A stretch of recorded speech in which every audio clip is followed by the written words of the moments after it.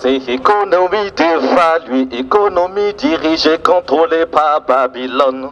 Économie asphyxiée, économie étouffée, économie guidée et drivée par des vautours. Allez, on danse quand même. Ils ont fait des concessions, ils ont de fausses affections. Ils se disent maîtres et rois, imposent leurs lois. Aïe. Mon économie audite dans un bain de sang, audite dans les larmes, l'or noir, sujet de détresse. Oui, le CFA s'efface comme la brume, le taux une vraie farce au marché très absente. Mais comme ça croit, moi je crois, comme ça croit, moi je crois, aïe aïe aïe. Merci.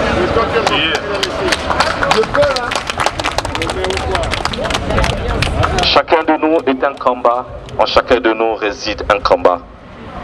Le franc CFA est notre combat. C'est bien de parler derrière les réseaux sociaux, c'est bien de critiquer, mais retrouvons-nous et faisons des critiques ensemble. Retrouvons-nous, parlons sur la cause qui nous unit. Aujourd'hui, le franc CFA nous enchaîne. Et même si aujourd'hui nous on peut mourir, mais il y a nos enfants qui vont arriver, il y a des générations. Et qu'est-ce qu'on va faire? Quel est l'héritage qu'on va laisser à nos enfants? Et chacun de nous sait pourquoi il se bat. Mais moi aujourd'hui mon combat c'est le franc CFA. Et je ne m'arrête pas de me battre parce qu'il n'y a pas de petit combat. La victoire, elle est là. Le fait de se retrouver, on est 3, 4, 5, c'est déjà une victoire. Bien sûr. N'attendons pas que les chefs d'État qu'ils puissent dire, qu'ils puissent décider pour nous. Mais nous sommes la décision aussi. Alors, mes chers frères, vous qui êtes à la maison, c'est bien d'aller faire les courses. Mais ce n'est pas parce qu'aujourd'hui nous sommes en France, on utilise l'euro. Mais on est enchaîné par le franc CFA. Libérons-nous de cette monnaie. Mon économie audite dans un bain de sang.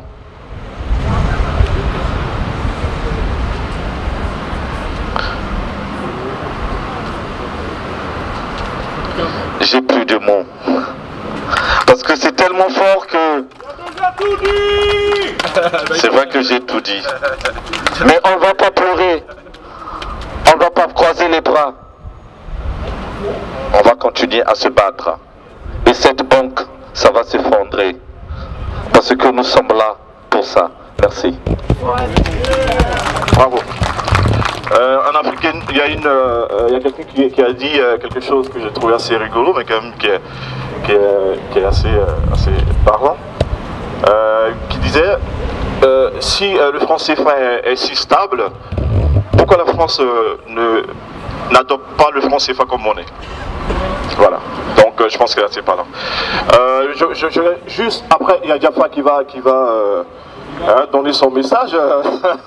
Tu vas donner son message. De toute façon, c'est antenne libre, tout le monde a le droit de citer, il n'y a pas de souci. C'est le but. Et je vais juste abonder un peu dans le sens de, même beaucoup d'ailleurs, dans le sens de Johanna. C'est vrai que ça c'est un premier jet.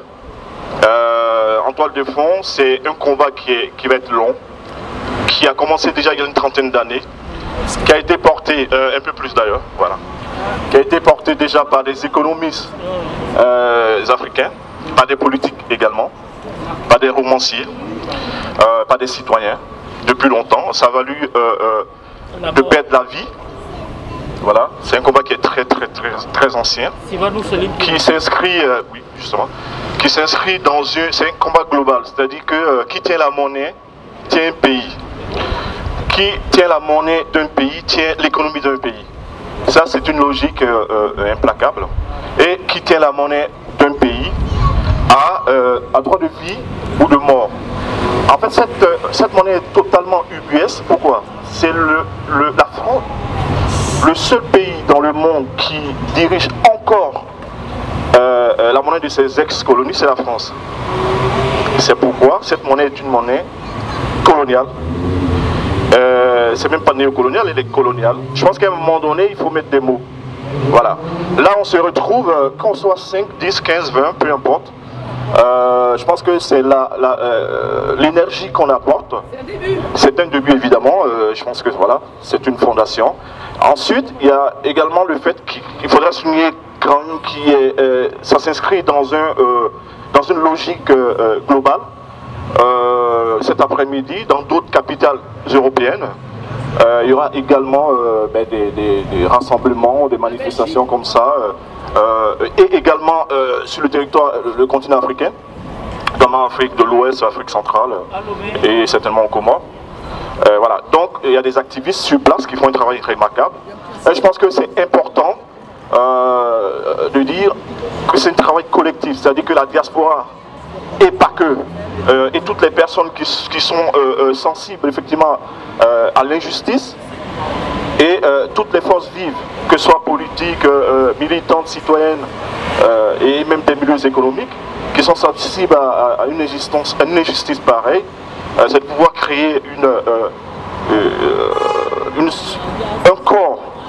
un corps ensemble, une volonté de pouvoir de faire bouger les lignes, de porter haut ce combat. Il y a une polémique qui a eu lieu il n'y a pas si longtemps avec effectivement les démagogues d'Italie, voilà, qui effectivement avaient des choses à régler avec Macron et qui en ont parlé. Évidemment, c'est des démagogues, évidemment, c'est l'extrême droite italienne. En revanche, il y a quand même, ça a eu le mérite de porter à l'international cette réalité, cette monnaie ubuesque. Voilà, c'est clair que c'est pas ma tasse de thé, hein, c'est sûr, c'est des extrémistes italiens, voilà, négro négro, voilà. Bon, vous avez compris. Jafar. Et ouais, bien sûr.